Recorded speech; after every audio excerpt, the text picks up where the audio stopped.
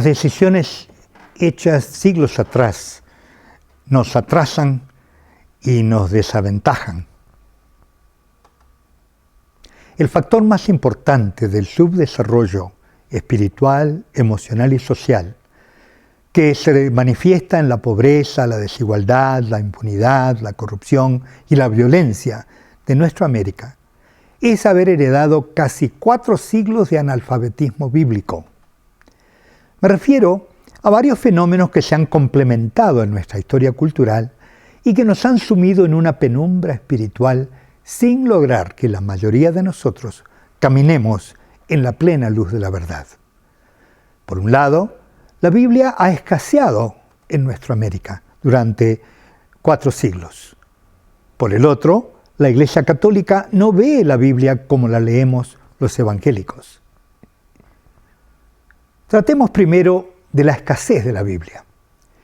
En 1551, en plena conquista en América, la Iglesia Católica en Europa prohibió la lectura de la Biblia en español.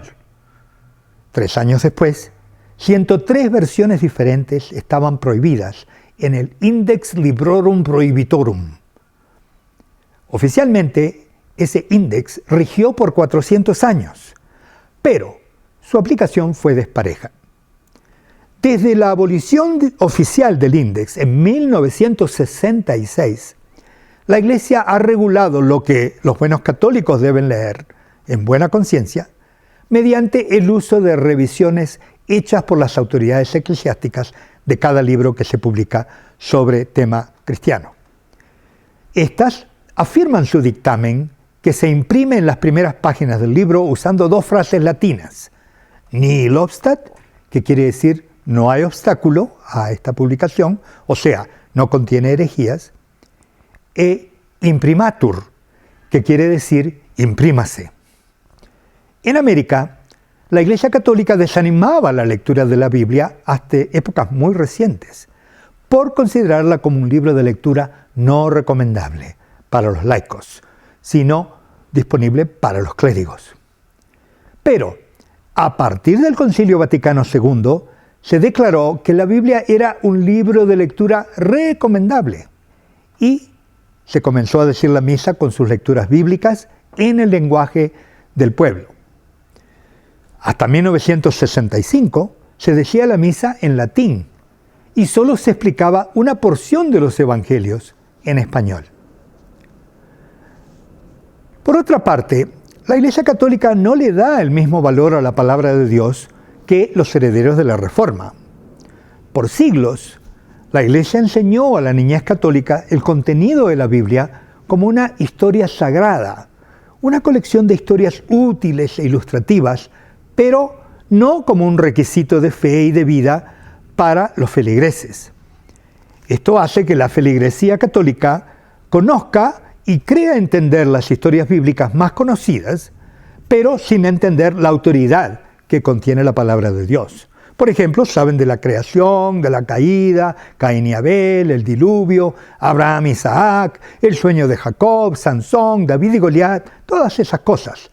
Pero, a pesar de conocer esas historias, muchos católicos no han alcanzado a comprender el significado redentivo de la muerte de Jesús, la necesidad de que María concibiese al Salvador en un estado temporario de virginidad, la importancia trascendental de la fe para la salvación, para el nuevo nacimiento, la adopción como hijos de Dios, etc.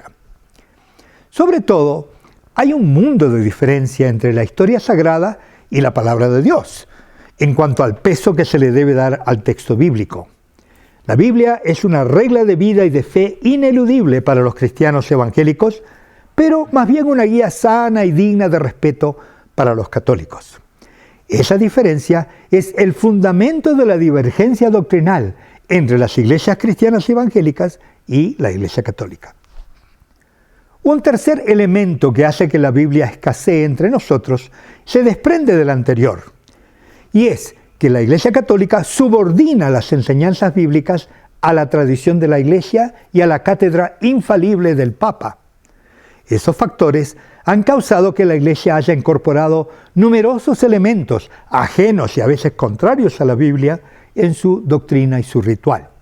Por ejemplo, el culto a la Virgen María y a los santos, la fe en los milagros que por intercesión de estos supuestamente hace Dios, la Inmaculada Concepción de María, su virginidad perpetua, la existencia de un purgatorio, la creencia en el poder de indulgencias que acortan el suplicio del purgatorio y un sinnúmero de ritos y sacramentos y preceptos carentes de fundamento bíblico. Aún en costumbres como la de rezar rezos repetidos o de llamar a los sacerdotes Padre, estas frases contradicen explícitamente las Escrituras. Por ignorar la palabra y por desconocer su autoridad para nuestras vidas y creencias, nuestras sociedades se establecieron prácticamente fuera de pacto.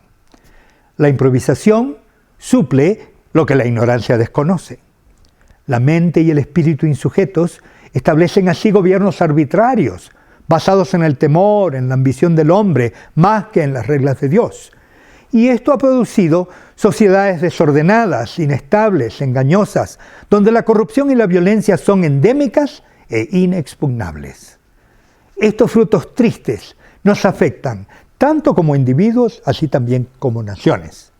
Nuestra cultura católica nos ha hecho supersticiosos, rituales y nominales, en comparación con otras naciones y regiones de la tierra. El mismo presidente Oscar Arias de Costa Rica lo afirmó, nada menos que ante las 33 cabezas de Estado en la Cumbre de las Américas del año 2009. Después de compararnos con otras regiones y naciones y comparar el progreso respectivo, dijo: algo hicimos mal. Y explicó que nuestros fundadores no habían traído consigo la Biblia.